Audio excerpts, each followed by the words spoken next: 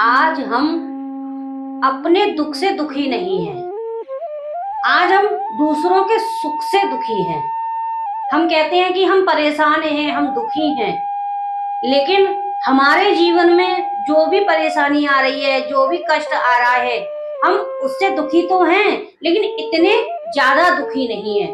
लेकिन सामने वाला अगर सुख में जीवन व्यतीत कर रहा है, सामने वाला यदि अपना चैन से 2 रोटी खा रहा है या उसके सारे काम ठीक हैं, तो हमारे हृदय में उसके सुख होने का बहुत बड़ा दुख है, क्योंकि हमारे अंदर ईर्ष्या भर गई है।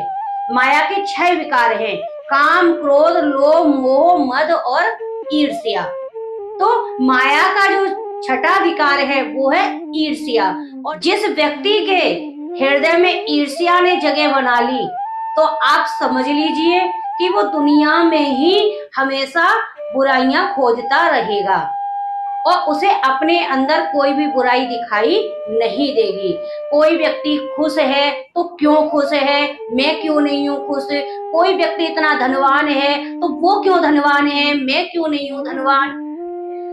आज दुख का कारण सबसे बड़ा यही है।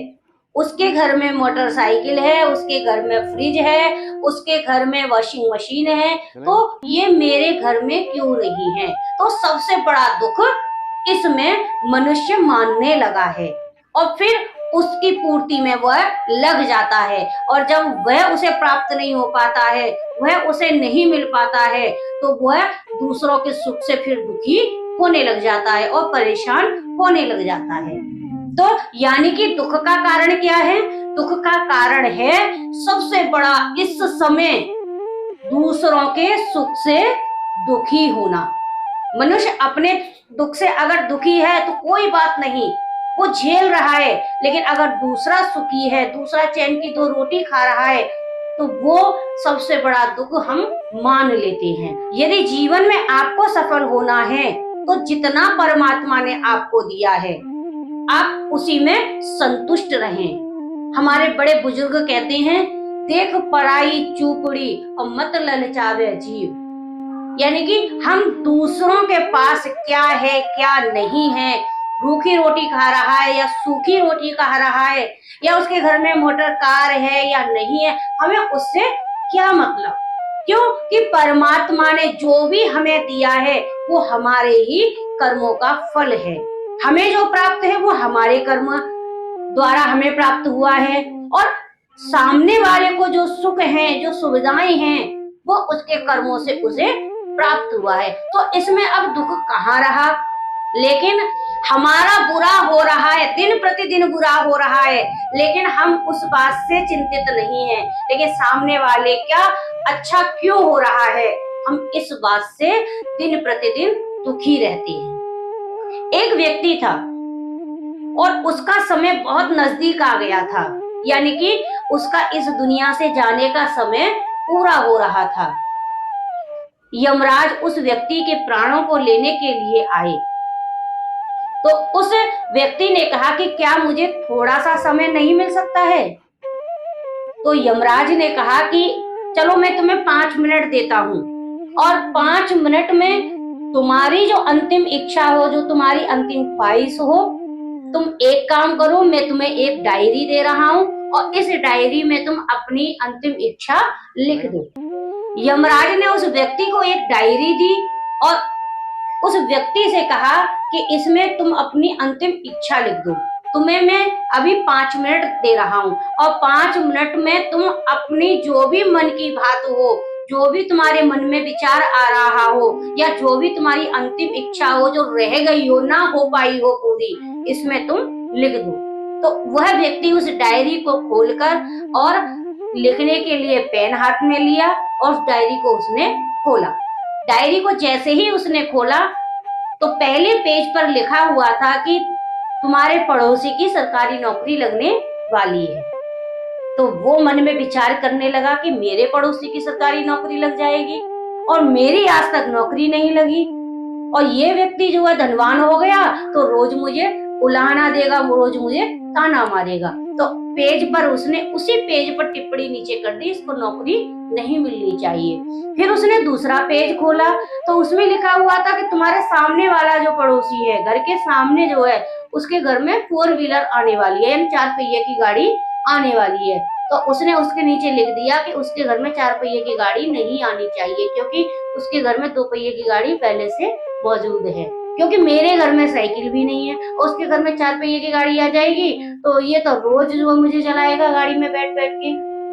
इसी प्रकार से वो तीसरे पेज पे भी, चौथे पेज पे भी बहरहाल में ये है जो उसमें लिखा हुआ था, जिसको जो यमराज देने वाले थे, अब उसमें वो टिप्पणी करता चला गया। टिप्पणी करते करते उसका समय पूरा हो गया। यमराज ने समय के अनुसार जैसे ही 5 मिनट पूरे हुए, डायरी को उस व्यक्ति के हाथ से ले लिया।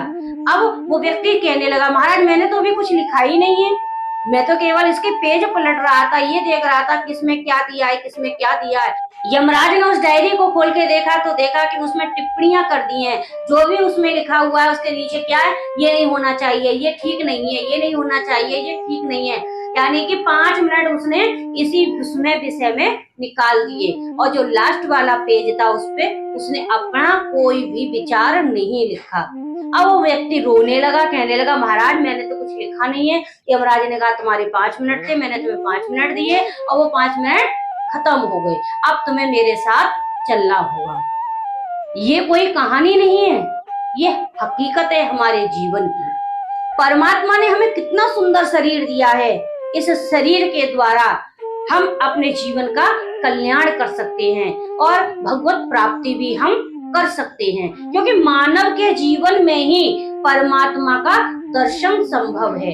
ये भगवान ने मनुष्य को पावर दी है, मनुष्य को शक्ति दी है, लेकिन हम संसार में और संसार की बेकार की बातों में, संसार की बेकार की चीजों में अपना समय हम व्यतीत कर देते हैं। हम दूसरे पे दृष्टि रखते हैं, कौन क्या कर रहा है, ये व्यक्ति क्या कर रहा है, ये व्यक्ति क्या कर रहा है, लेकिन हम ये भूल जाते हैं कि हमें भी तो जो समय दिया है उसका हम सदुपयोग करें। अगर हम दूसरे की बुराई में ही अपना समय निकाल देंगे, दूसरे की बुराई करने में ही अपना समय व्यतीत कर देंगे, या दूसरे से ईर्ष्या करने में अपना हम समय व्यतीत कर देंगे, तो फिर हमारा जीवन तो कोरे कागज की तरह खाली ही रह जाएगा और हम अपने लिए कुछ नहीं कर पाएंगे, और इस संसार में आने का हमारा कोई भी मतलब नहीं रहेगा। इससे तो अच्छा था कि हम अन्य योनियों में ही अपना